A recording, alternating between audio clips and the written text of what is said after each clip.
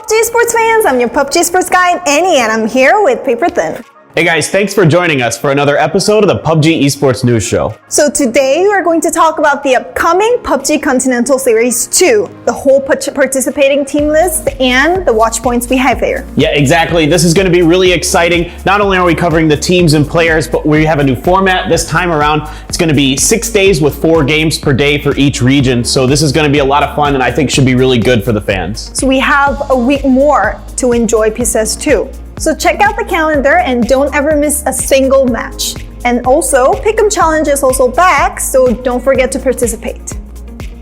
First, let's start with Asia. Here, we can find 11 new teams compared to PCS1. It's going to be a whole new competition here. We do have 4 teams which participated in all PCS events, like 4 Angry Men, Infantry, Tiamba, and OGN2s, but they will have to have a new strategy because they have to compete with whole new teams.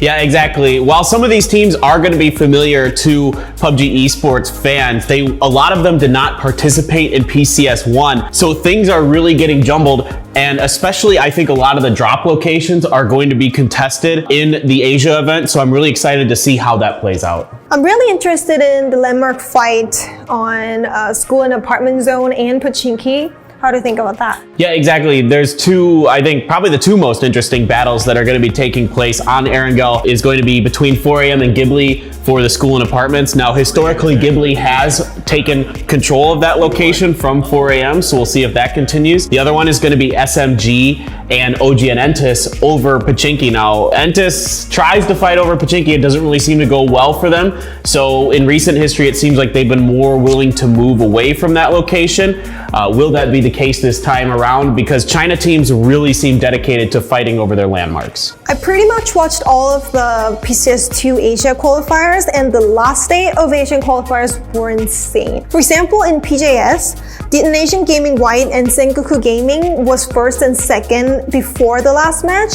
but both 2 teams struggled in the last match, and Sun Sister and Element 36 earned a lot of points and achieved that 2 last tickets. And to mirror that, in Korea, we had 3 teams that tied for the same amount of points for the very final spot to qualify for PCS2 Asia. So it was an intense final game with the Afrika Freaks and Genji and VSG all having the same amount of points, but Afrika Freaks won the last game and had more kills than the other 2 teams, so they were able to come out ahead. Yeah, it was really shocking not to have Genji in PCS2. The other team I would like to highlight from Korea is T1. Now they have picked up Starlord, the veteran from VSG, who has moved over to be the in-game leader for T1, and he led them to a victory in PCS2 Korea. In China, Infantry, the former champion of PCS1, won PCL, and I'm really glad to see the constant performance here, so I'm expecting a lot in PCS2 also. And I want to highlight SMG.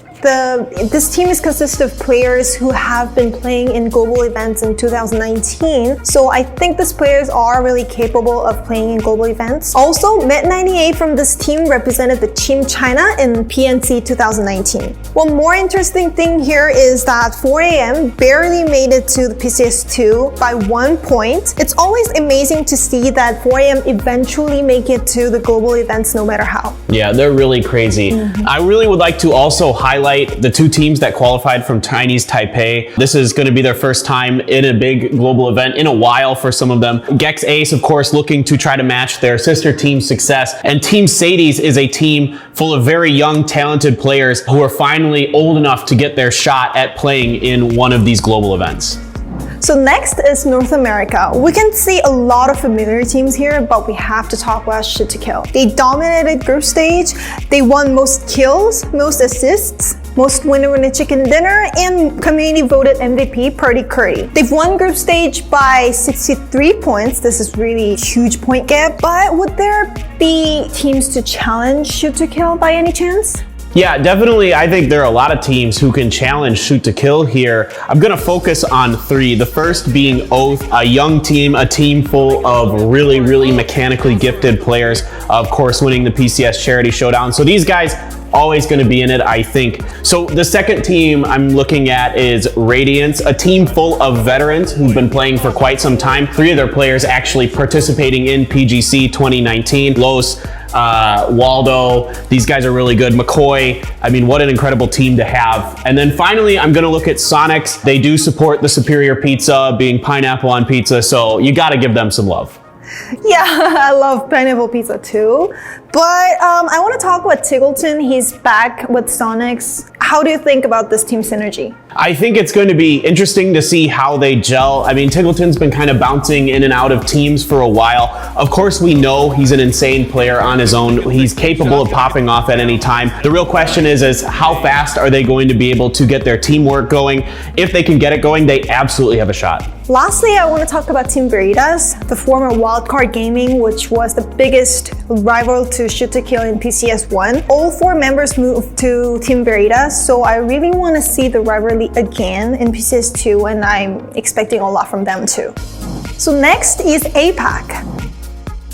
I see a lot of familiar teams here, and I see some new teams, but among these teams, I really want to highlight 2 teams, Division X Gaming and Archangel Predators. Division X Gaming, they were the champion, and Archangel Predator, they led this event in the first week, but we couldn't meet them in PCS1, but now they came back, and I'm really expecting a lot from these teams. Yeah, for me, I'm really going to highlight MSC Theraton, the 2-time champions of the PTS, the Thailand series. So I really think there's a lot of potential here, as Thailand has really shown to be a strong country in this region. The other team I'd say is more of a dark horse, but I think has a decent shot at potentially winning this, as Battle Arena Elites. There's a lot of really strong players who've kind of bounced around from teams like Flood, who used to be on Atletico. You've got Loki's, who's been on BAE for a while, Neferhor from Australia, and then Sophia from Malaysia as well. So this is a really, really good team. What about the Oceania teams? Like, they now have only 2 seeds, but I think Astra and Fury are the best 2 teams in Oceania. Yeah, definitely. I'm going with Fury. They just are so consistent. They're the best team in Oceania for sure. So for this team, they definitely have a real shot, and I'm definitely considering them for my pick to win APAC. So here we have a lot of teams who made it to all PCS events, right? Yeah, exactly. I mean, there's been quite a few teams that have made it to all 3 PCS events so far. Coming from Vietnam, both Cerberus and Divine have qualified for all 3, and from Thailand, Buriram and Daytrade Gaming have both made it as well. So this might be their chance to really shine. And last, we have 2 Indonesian teams again from the future. From PCS Charity Showdown is back, and Victim Rise is always consistent in their league, so I'm expecting a lot from them too.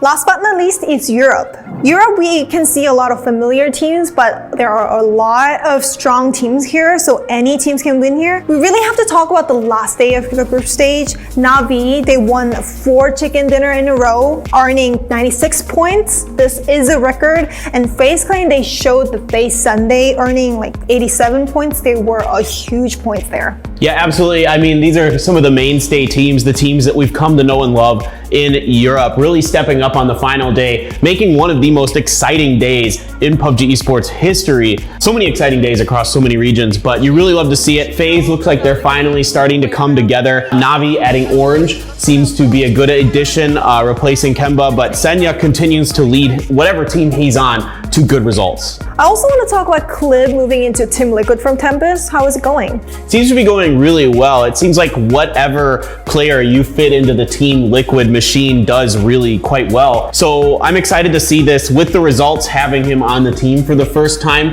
being this good. Maybe this is finally the roster that can take them to the heights where they can win a championship. So I'm really excited about that. Another player that I'm interested to see how he does is Kemba, moving off of Navi over to Winstreak. They looked pretty darn good, to be honest, for their first time together as well. So they're definitely a team you got to keep in mind. I mean, there's so many good teams in Europe. I know, Northern Lights, they've been performing so well constantly throughout all PCS events, and TSM, they've kind of struggled in PCS2 group stage, but they were the champion of PCS1 Europe. So I can't wait to find out which team will be the champion of PCS2 Europe out of these marvelous teams.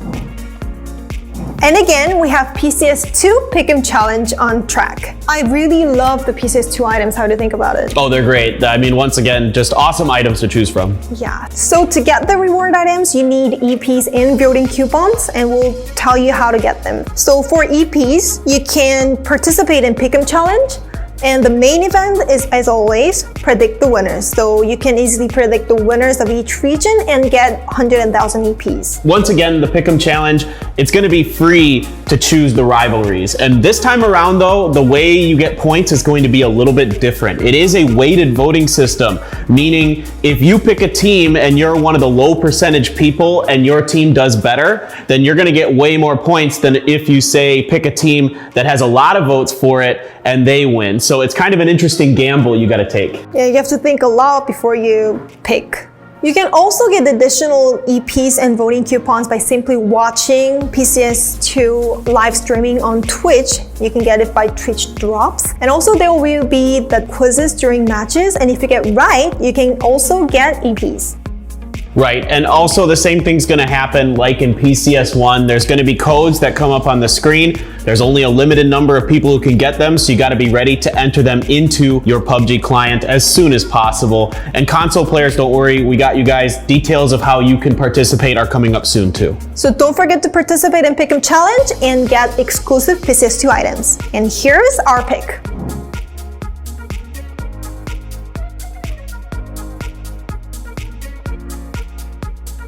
PUBG Continental Series 2 will kick off on August 27th with PCS2 Asia. So mark your calendar and stay tuned. I'm really excited to see who's going to be the champions. Yeah, I really can't wait. And thank you guys so much for your continued support. PCS events have been awesome so far this year and we couldn't do it without you. So don't forget to subscribe and like for more PCS2 news.